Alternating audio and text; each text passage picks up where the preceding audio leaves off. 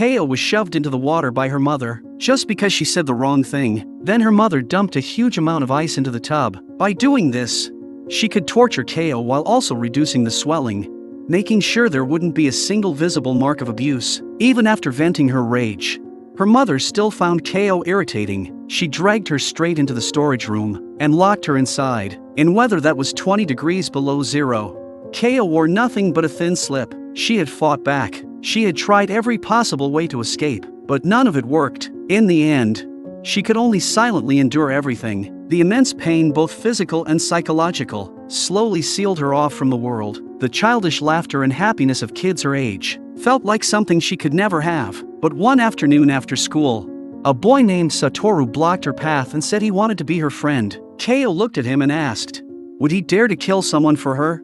When she saw Sattoru frozen in place, she turned and walked away without hesitation. In her eyes, someone like her could never possibly have a friend. What Ko didn't know was that Sattoru wasn't an ordinary child. He was actually a 29-year-old man. On his 29th birthday, Sattoru had given up on his dream of becoming a manga artist. He tore all his drafts to pieces. To make a living, he became a delivery driver. During that time, he unexpectedly discovered a blue butterfly. Every time he saw it, an accident would occur nearby, and Sattoru would be sent back 5 minutes in time. Ever since discovering this strange ability, he had used it to save people from impending accidents. But one day, after saving a young boy, he got into a car accident himself. While unconscious, Sattoru had a long dream. In the dream, he returned to his childhood. He saw his old friends, and he saw a strange girl. She always wore red and sat alone in the park. Her expression was filled with sadness. Before Sattoru could see her face clearly,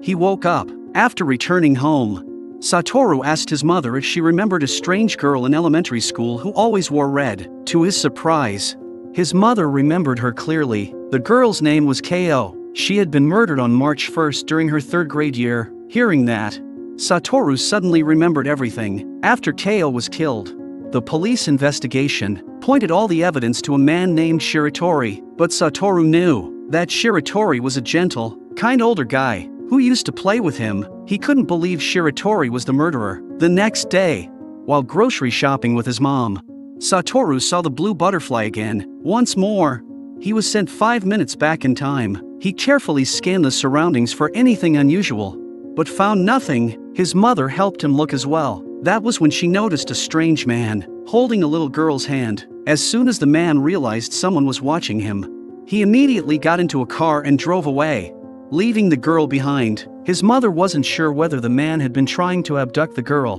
but in the days that followed, she kept thinking about what had happened. The more she thought about it, the more she believed that the man had given up, only because he realized she had noticed him, and somehow, he seemed to recognize her. Suddenly, she realized the look in his eyes felt incredibly familiar. She knew she had seen him before, but no matter how hard she tried, she couldn't remember who he was. Soon after, she rushed to the library and found old newspapers from the time Ko was murdered. To her shock, during that same period, several other children had mysteriously disappeared. At that moment, she finally figured out who the man was. She hurried home, ready to tell Sattoru what she had discovered, but the moment she stepped inside, a man suddenly appeared and stabbed her to death. As she looked at his face, it was exactly who she had suspected. When Sattoru returned home, he brushed past that man in the hallway. He didn't think anything of it, but when he opened the door, he saw his mother lying there, lifeless, and at that exact moment,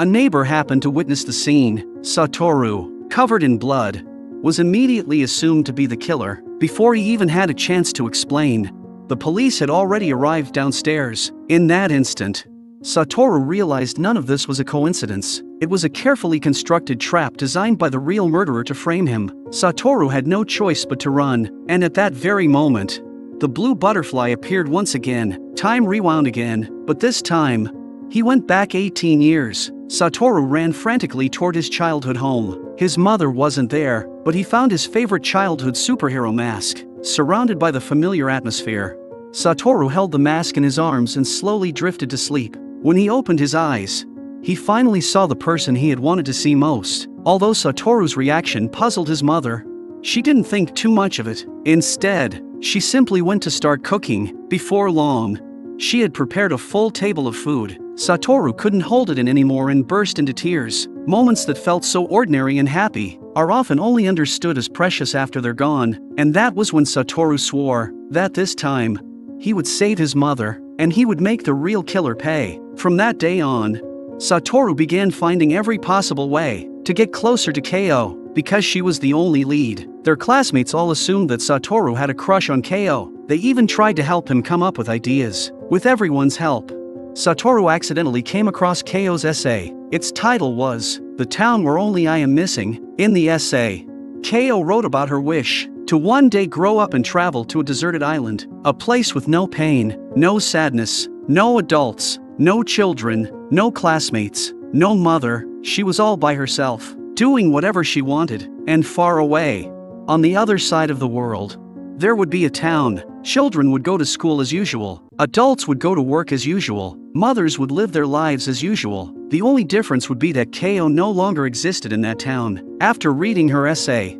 Sattoru became even more determined to save her. From that day forward, he made sure to approach Ko after school every single day. He knew that she never went straight home after class. Instead, she would hide in the nearby park to pass the time, praying that by the time she returned home, her mother would be in a better mood, so she might avoid another beating. When Sattoru arrived at the park, Ko was there, standing alone in the snow. Her red coat stood out vividly against the white. Sattoru walked up to her and slowly pulled something from his backpack. It was a birthday party invitation. He told Ko that his birthday was on March 2nd, and that he hoped she would come. He truly wanted to be her friend. In that instant, Ko realized that the boy in front of her was not making fun of her. She had simply grown used to loneliness and coldness. Being cared for the very first time left her completely at a loss. She even reacted in awkward, inexplicable ways. Without a doubt, on that quiet, snowy night, their relationship began to warm. Still worried about her safety, Sattoru decided from that day on to walk her to and from school. But when he arrived at her house one day, he was met with books and a school bag scattered across the floor. Slowly, he pushed open the storage room door. What he saw was the very last thing he wanted to see. But Ko didn't want anyone to witness her in such a miserable state. She kept begging Sattoru to leave. He stood there, frozen and helpless. At that moment, Ko's mother walked in. Sattoru knew very clearly that this woman had been abusing her daughter again. When the woman tried to drag Ko away, Sattoru finally gathered the courage to question her. He demanded to know who had caused the bruises on Ko's body, but under her mother's pressure, Ko claimed that she had simply fallen by accident. In that moment, Sattoru realized that the two of them, just children, could never stand against an adult. The next day, Ko was late as usual. Sattoru noticed the bruises hidden beneath her collar. His heart ached. At that point, the only person he could turn to was their homeroom teacher Gaku. He told him everything about the abuse Ko suffered at home, but to his surprise, Gaku already knew. He had even reported it to Child Protective Services. However, after multiple investigations, no concrete evidence had been found. Gaku planned to wait until summer break, when Ko and her mother would be home every day, to try gathering proof. For now, all they could do was wait. Hearing that, Sattoru turned and left the office. Only he knew that waiting until summer would be too late, because on March 1st, Ko would be murdered. He returned to the classroom, trying to think of another solution, but then he realized that the lunch money he had collected that morning and left in his desk had disappeared. Sattoru quickly reported it to the teacher, but almost immediately, a girl spoke up, suggesting that Ko had probably stolen it. Since Ko had never paid lunch money before, the girl assumed she must be poor, and in her mind,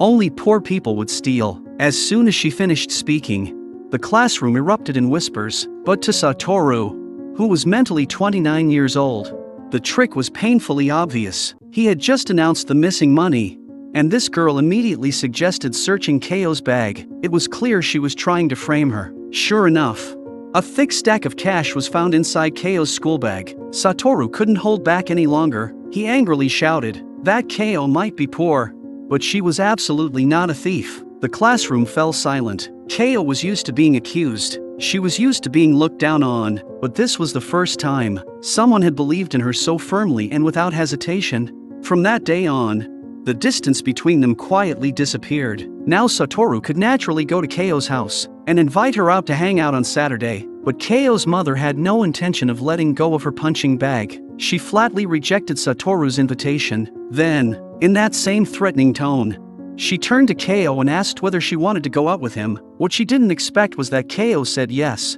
Keio's response instantly enraged her mother. She raised her hand to strike her. Fortunately, Satoru's mother arrived just in time and stopped her. Seeing that, Keio's mother had no choice but to agree to let her go. Soon, Saturday, February 27th arrived. Satoru and Keio went to the Science Museum together. That afternoon, the two of them explored exhibit after exhibit. For once, a genuine smile appeared on Keio's face. Then February 29th came. The next day was supposed to be the day Keio would be murdered. Satoru grew more anxious by the hour. Everything depended on this. That night, he walked Keio home. Early the next morning, he rushed to her house. Without saying a word, he grabbed her hand and took her to school. The entire day, Satoru kept his eyes on Keio. After school, he held her hand again and took her to the youth center to hang out. Only when the sky began to darken did they start heading back to her house. On the way, they passed the park,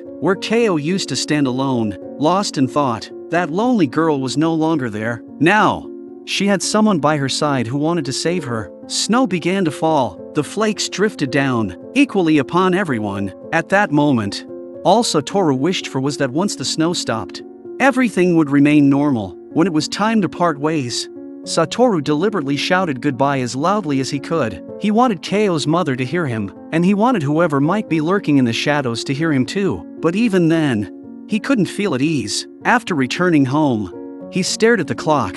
10 more minutes, and the day would be over. He wasn't sure whether he had truly changed Keio's fate. In the end, he couldn't sit still. He grabbed an alarm clock and quietly made his way to Keio's house. When the clock struck midnight, Satoru finally let out a long breath. Early the next morning, at 6 o'clock sharp, he hurried to her house again. The moment he saw her, he finally felt relieved. Today was March 2nd. It was Satoru's birthday, and it was Keio's birthday too. Their classmates had already planned to hold a birthday party at Satoru's house. But right after school, Satoru and Keio were called away by their homeroom teacher to help with something. When they returned to the classroom, it was completely empty. They complained that their classmates had no loyalty at all. But the moment they opened the door at home, their friends suddenly jumped out and surprised them. That was when Satoru realized that everyone had coordinated with Gaku to secretly prepare this surprise. Even the cake on the table was made for both of them. But Keio looked a little down. She said she had wanted to knit a pair of gloves for Satoru, yet because he had been asking her out so often lately,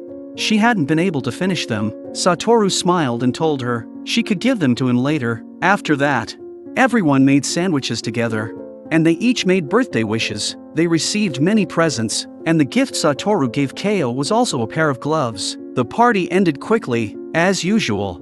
Satoru walked Keio home. Before they parted, Keio told him she would finish knitting the gloves tomorrow and give them to him. They promised to see each other again the next day. Satoru ran home, overjoyed. He was happy that he had changed Keio's fate. She was no longer going to die. That night, Satoru slept more peacefully than he had in a long time. He even overslept the next morning and was late for school. But when he arrived at class, he learned that Keio was late too. In that instant, a terrible feeling rose in his chest. After school, Satoru ran all the way to Keio's house. The house was empty. She wasn't in the storage room either. All that remained were footprints from a pair of long rubber boots, as if an adult man had been there. But what Satoru didn't know was that Keio's stepfather and her mother were actually still inside the house.